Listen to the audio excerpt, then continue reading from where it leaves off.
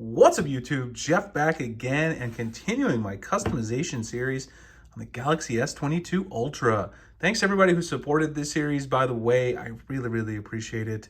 Thankfully, Samsung has so many great features that I can continue making these videos and making them different and interesting for everyone.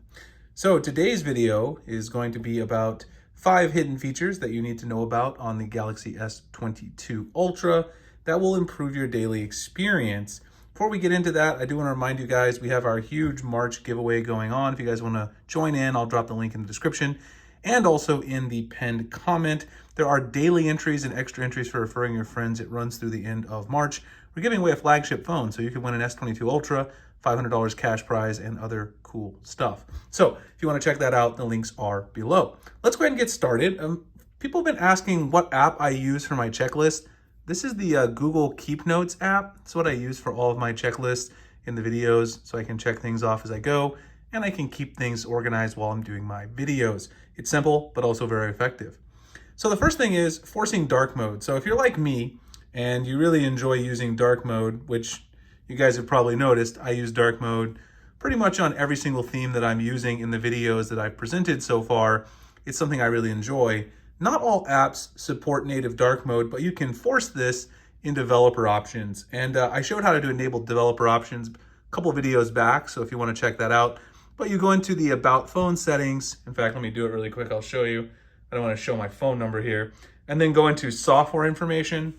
And then you're just going to tap on the build number repeatedly until it says that you're a developer. But it does show your phone number there, so I just want to back out. Once you have developer options enabled, they're at the very bottom of the settings. If you tap on that, you can scroll down. It's kind of far. It's towards the bottom. Let's see if we can find it here. Enable Force Dark Mode. It's pretty far down here. There it is. I have it enabled. Force apps to use dark mode even if not fully supported. I found this works pretty well. Sometimes you'll see some weird stuff, but I found it works great in a lot of social media apps that I use.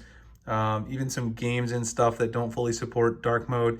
Just gives you a more unified look for your UI design, and I kind of like it. I find a lot of people are very interested in using this option. Okay, so that's the first one in developer options. The next one is One Hand Operation Plus, and some of you guys pointed this app out when I was doing my last video.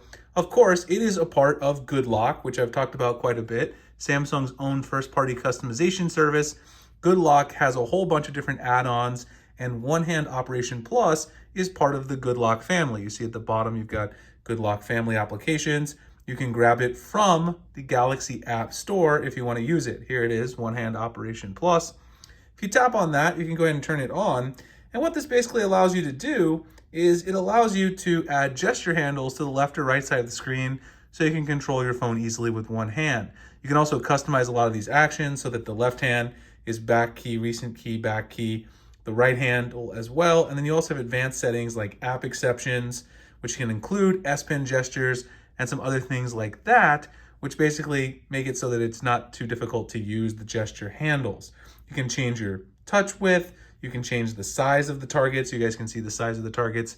If I drag this, it's going to change the size of those targets up or down. You can also change the handle color if you want. You can change it to whatever custom color you're interested in on either side. So it's kind of a fun thing to play around with. So you can change this to yellow if we want, a little bit further to the side. So you can also change vibration intensities, a lot of cool stuff that you can do in here. Gesture angles, swipe distance, pretty much anything that you want to customize and play around with. This is particularly nice if you're someone who finds the phone a little bit unwieldy. I don't find it necessary all the time, but sometimes depending on what I'm doing in the interface, I will turn this on, and it's certainly useful if you have smaller hands and find the phone a little too big. So that's One Hand Operation Plus. Next, hiding apps in the app drawer. This is something that you would think everyone would kind of know, but if you're new to Android, you may not know about this because Samsung does kind of bury it.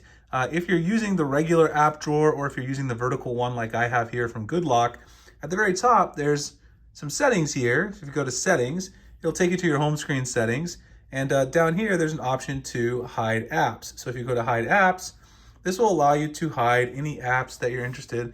I hide some apps that I'm testing out up there, the duplicate Samsung Messages app, anything that I'm kind of testing that just for like a video purpose or You know, sometimes apps that I need to show off in a video that I did a review of that I'm not using anymore, those just go to the very top of the grid. Just as an example, you can hide any apps you want, just apps that you don't use very frequently, but that you have sort of in your app drawer and you still need them there for some purposes. They find very helpful for me, again, because sometimes reviewing an app or showing it off, I have a bunch of apps with a single category, like those finance apps for a video I'm making on pay-as-you-go services, which is going to be coming out soon, talking a little bit about how those work and the pros and cons. You can do that with any apps that you want, though. I closed my keep notes, so let me go back in here to it really quick. Go to hide apps in app drawer. The next one is NodeStar. NodeStar is a part of GoodLock as well. So if you go to GoodLock, it's part of the standard GoodLock unit. If you scroll to the bottom here, here's NodeStar. NodeStar allows you to save all of your notifications pretty much forever inside of NodeStar. You can also get them on the lock screen. I love this because you can save your notifications for up to a month. You can even go all the way up to a year. So if you're like me, you see a notification during the day, you swipe it away, but then you're like, oh, wait, that's something I needed to actually do something with, take an action on.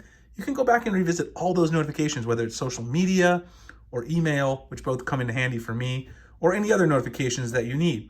You can also filter the notifications that you want to get on a daily basis, which I also find very helpful. It's a lot easier to dial in exactly what you want to filter than in the regular notification settings screen that Samsung offers. And then the final one, the Diagnostics app, which is kind of buried in settings. If you go to settings and you go down to battery and device care, the bottom, there's this Diagnostics things, but it doesn't really tell you exactly what it does. This lets you check various features of your device and make sure they're working. And it takes you to the Samsung Members app, and you can actually test each of these individually, which is really cool. Battery status, NFC, SIM card, power restart, whether or not you have official software, you know, everyone should, proximity sensors, touchscreen, buttons, flashlight, pretty much everything, or you can test them all at once. So if you run into a particular issue with one of these things on your device, like Wi-Fi or charging, you can go in here and test it, kind of pin down the problem, then you would know what it is before you even contact support or take it in to get repaired.